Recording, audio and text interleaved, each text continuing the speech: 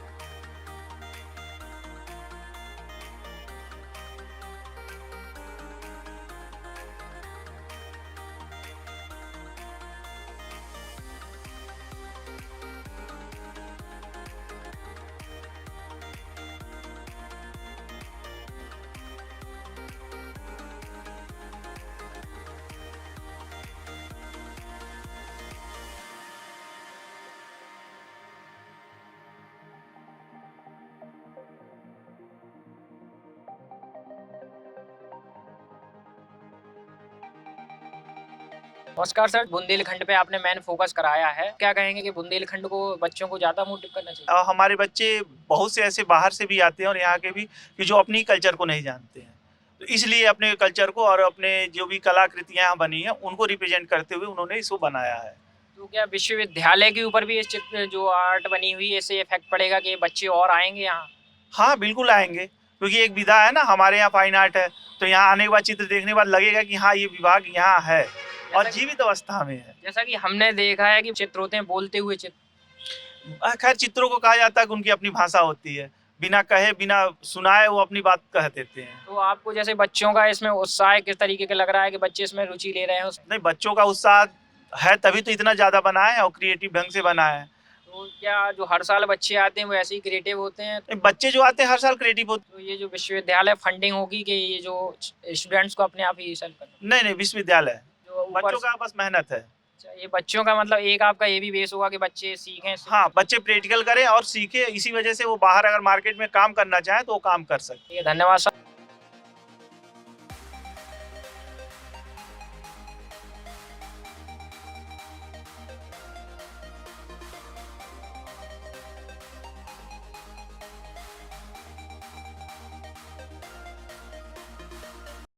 Music और nature और एक आर्ट है, सब चीज़ों से एक मतलब कनेक्शन होता है इन सब चीज़ों का, तो वो सारी चीज़ें दिखाने की कोशिश की है। कॉर्नर वाली पेंटिंग है, जब वो कोई मोस्टली एकदम हाइपर डिप्रेशन में या किसी चीज़ में होता है तो तब वो जिस तरीके से रोता है या चिल्लाता है उस तरीके को मैंने दिखाने की कोशिश की।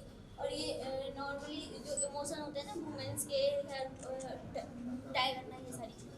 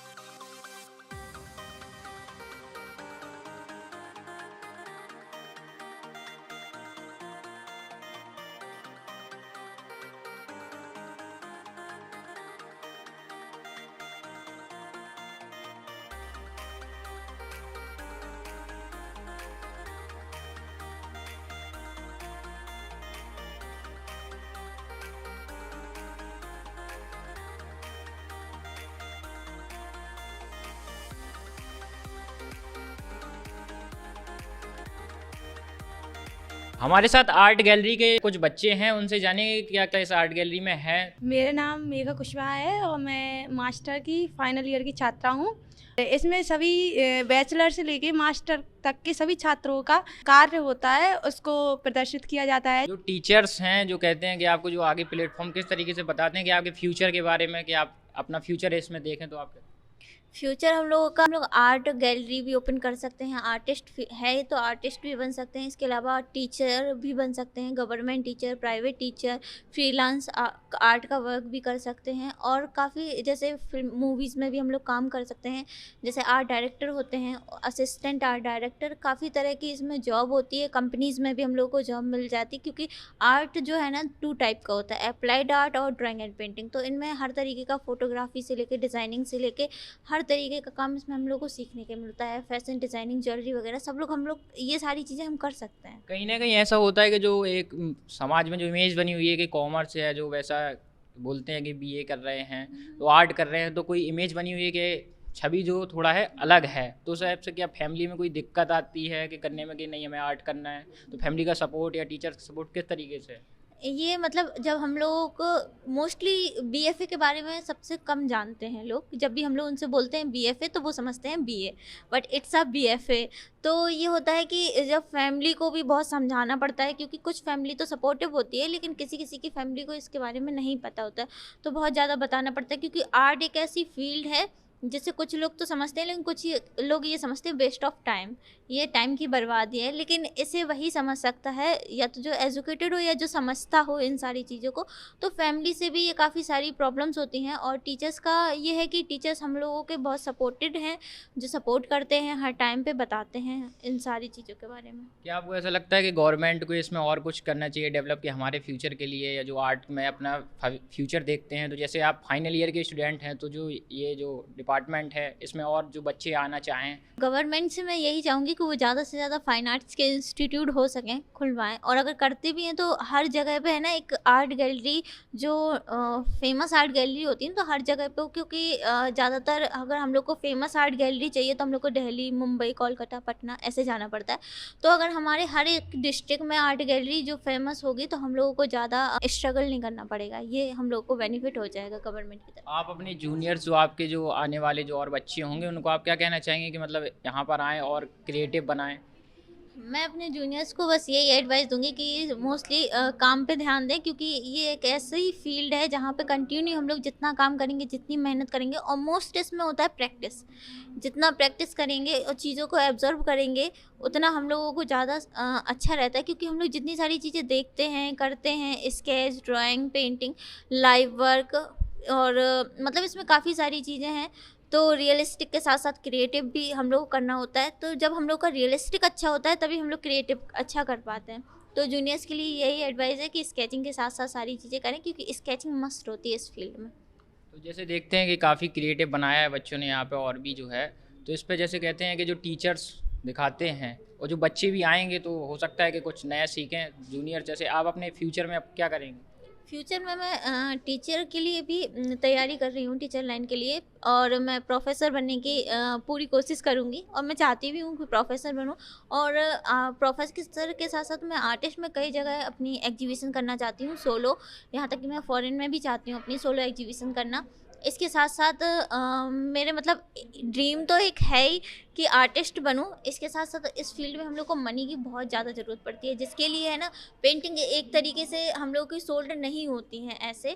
लेकिन जब तक हम लोगों का कोई नाम ना हो तो पहले एक नाम की ज़रूरत होगी, जिस वो करेंगे, जॉब भी करेंगे, उसके साथ साथ हम अपना सारा जो है ना एक साथ लेके चलेंगे कि हम लोग आर्टिस्ट भी बने, जॉब भी मिले।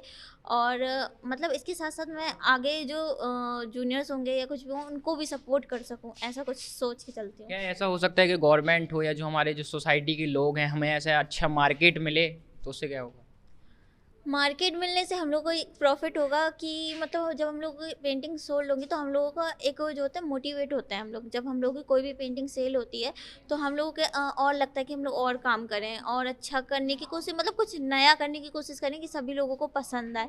ऐसे मतलब जो हम लोग करेंगे तो मतलब गवर्नमेंट की तरफ से अगर गवर्नमेंट हम लोग की पेंटिंग खरीदती है ना तो ये हम लोग के लिए बहुत बेनिफिट होता है। क्योंकि अगर गवर्नमेंट ने हम लोग की पेंटिंग खरीद ली तो ये मतलब एक ये हो जाती नहीं अपॉर्चुनिटी, जैसे कि अगर किसी के बिजनेसमैन ले लो या गवर्नमेंट ले लो, कोई पेंटिंग जाती है तो वहाँ पे वो पेंटिंग कोई ना कोई देखता है, और वहाँ जब सारे लोग पेंटिंग देखते हैं तो हम लोग का नाम होता है, और वही नाम हम लोग को चाहिए होता है। जैसे पिकासो हो गया, विंची हो गया, ये फेमस आर्टिस्ट नेम है। इस तरीके ठीक है, आपसे आप लोगों से मिलके बहुत अच्छा लगा। बुंदेलखंड में चित्रकारी की कोई कमी नहीं है, यहाँ हुनरबाज भरे हुए हैं। माय नेम इज़ नीति गुप्ता और मैं बुंदेलखंड विश्वविद्यालय की छात्रा हूँ, फाइन आर्ट की। जब नवदुर्गा में सुहाटा खेलती हैं लड़कियाँ, नवदुर्गा में वो होता है तो सुहाटा खेलती हैं, और जब कोई हमारे घर में शुभ काम होता है तो हम चौक फोड़ के उसका आरंभ करते हैं, और शादी विवाह में जब कुछ होता है तो हम अपने घर के आगे चतेरी बनाते हैं, इसको वही बोलते हैं। ये टीम में 4 लोगों ने वर्क किया है और इसको बनाने में 1 हफ्ता लगा है। इसमें राउंड और फ्लैट ब्रश यूज़ किए हैं, और जो कलर हैं वो हमारे फाइन आर्ट डिपार्टमेंट ने ही दिए हैं हम लोगों को यूज़ करने के लिए। यहाँ जैसा आगे भी देख सकते हैं कि यहाँ जैसे बुंदेलखंड विश्वविद्यालय और झांसी की रानी बनी हुई है। अनुष्का सिंह, हमने सब कंपोजिशन करा था बुंदेलखंड में, जो हमारे झांसी में सबसे जो प्रसिद्ध है। गेट है हमारा यूनिवर्सिटी का, ये किला है, और ये बुंदेलखंड का मैप है जिसमें हम रानी लक्ष्मीबाई का पोर्ट्रेट दिखाएं। एक फोटो फ्रेम में पूरे बुंदेलखंड को कवर करने की कोशिश की है, तो इसमें टाइम कितना लगा? 1 हफ्ते से ज़्यादा। क्या नाम है आपका? अंकिता। ये बुंदेलखंडी आर्ट है, अपने बुंदेलखंड के अंदर आती है। चितेरी कला बोला जाता है। ये दिवाली के त्योहार पे ग्वालिन की पूजा करी जाती है दिए लिए हुए। तो कहीं बाहर जाते हैं तो वहाँ पे मधुबनी आर्ट मिलती है देखने को, बिहार में जाओ तो उधर पे अलग मिलता है, लेकिन अगर कोई अपने बुंदेलखंड में आए तो उसको बुंदेलखंडी आर्ट देखने मिले, कि उसको लगे कि हाँ ये तो बुंदेलखंड। आपका कहना ये है कि यहाँ कोई भी आए तो उसे लगे कि हमारा बुंदेलखंड है और बुंदेलखंड में क्या क्या चीज़ें होती हैं, तो उस तरीके से आप उसको दिखाना चाहते हैं अपने बुंदेलखंड का नाम। जी, हम लोगों ने हमारे बुंदेलखंड को ही प्रदर्शित करा है। यहाँ के तीज त्यौहार किस तरीके से, कहाँ मतलब क्या हम लोगों का इतिहास रहा है। इसको कितना समय लगा है और अभी इसमें क्या क्या बाकी रह गया है? इसको हम लोगों को ज़्यादा नहीं, 5 दिन तो लग ही गया है आज। तो क्या सुबह से आप लोग बनाते हैं शाम तक? जी, हम लोग कॉलेज टाइम में आ जाते हैं, 10 से 4 बज जाता है, कभी 3:30 भी बज जाते हैं। इसमें आपकी प्रैक्टिस भी हो रही होगी? जी, प्रैक्टिस हो रही है। सेकंड टाइम हम लोग वॉल पेंटिंग कर रहे हैं, पहले डिपार्टमेंट के अंदर करी हुई थी। ये अक्सर होती रहती है पेंटिंग के विश्वविद्यालय? हाँ, हर साल होती है ये। क्या नाम है आपका? मेरा नाम अक्षय कुमार है। जैसे ये हमको देखने से ही पता चल रहा है कि सूर्य मंदिर बन रहा है। जी, ये महोबा का सूर्य मंदिर हम लोग बना रहे हैं, और बरसात के कारण ये सब जम गया, मतलब इसकी साफ़ सफाई नहीं है। कुछ टूटे हुए अवशेष भी हैं जो वहाँ कोने में हमने दिखाया है, छोटे से में वहाँ पे। तो ये सारी चीज़ें हैं, यहाँ पे बहुत सारा टूटा हुआ चीज़ें, आसपास की चीज़ें भी अच्छी नहीं है इनकी। तो इसका रख रखाव होना चाहिए जिससे कि और बाहर से जो लोग आते हैं वो हमारे बुंदेलखंड को जाने। तो बिल्कुल इसका रख रखाव होना चाहिए, सरकार को इसमें अपना वो करवाना चाहिए, ताकि इस ये के धरोहर है, यहाँ का स्थल होना चाहिए। यहाँ पे घूमने फिरने के लिए लोग आएँ, देखें, इसे समझे इसमें क्या है, क्योंकि भारत में सूर्य मंदिर ज़्यादा है नहीं है, भारत में बहुत कमी है जहाँ पे सूर्य मंदिर है। मेघा सिंह यादव। ये बुंदेलखंड की फोक आर्ट है, चितेरी फोक आर्ट। 3 दिन लगे हैं। आपने अकेले बनाया है, आपकी टीम? हमारी टीम ने बनाया है। सिंपल बेस कलर यूज़ किया है, येलो, रेड, किसी में राउंड ब्रश यूज़ किया है, फ्लैट ब्रश यूज़ किया है। ये जो आप चित्रकारी कर रहे हैं, जैसा देख रहे हैं कि बुंदेलखंड का ही आप लोगों ने मेन बेस रखा है। एक खजुराहो है ना, जो हमारी बुंदेलखंड की धरोहर, जो वहाँ पे जो 85 मंदिर थे, जो 25 बचे हुए हैं, उन्हीं में जो मूर्तियाँ बनी हुई है श्रृंगार करती हुई अप्सराएं, उन्हीं को यहाँ पर चित्रित किया है। जैसा कि बताया जाता है कि उस समय खंडित भी कर दी गई थी मूर्तियाँ वगैरह, तो उसमें क्या प्रशासन या जो भी है वहाँ की जो, तो उनको क्या उसका रख रखाव करना चाहिए इसमें आप? हाँ, करना चाहिए, क्योंकि बुंदेलखंड की जो धरोहर है, हमारा इतिहास है, उसे सुरक्षित करना ज़रूरी है। तभी तो हम लोग जो आने वाली है, जो हमारी पीढ़ी वो जानेगी, वो हम लोग समझेंगे कि हमारा इतिहास कितना अच्छा रहा है। मेरा नाम संजू कुमारी है, BFA 4th ईयर की छात्रा हूँ। ये रानी महल की पेंटिंग है। इसमें हम लोगों ने अपने हाथ से उसकी अलंकरण दिखाया है, जो पेंटिंग बनी है रानी महल में। ये हमने एक्रिलिक कलर यूज किया है इसमें। क्या नाम है आपका? मेरा नाम मेघा कुशवाहा है और मैं MFA की छात्रा हूँ। और यहाँ पे वॉल पेंटिंग का हम लोगों को काम मिला है, जो हमारे टीचर्स हम लोगों को गाइड कर रहे हैं कि किस तरीके से काम करना है। और सबको मतलब वॉल डिवाइड कर दी गई है कि जिसको जहाँ मिला है वही काम करना है। और ये ओरछा का मंदिर है जिसमें छतरियाँ बनी हैं और साथ ही साथ नेचर को भी दिखाया गया है। और ये उगता हुआ सूरज के मतलब प्रकृति और मंदिर इन सबको समाहित करके वॉल पेंटिंग तैयार की गई है। Thank you.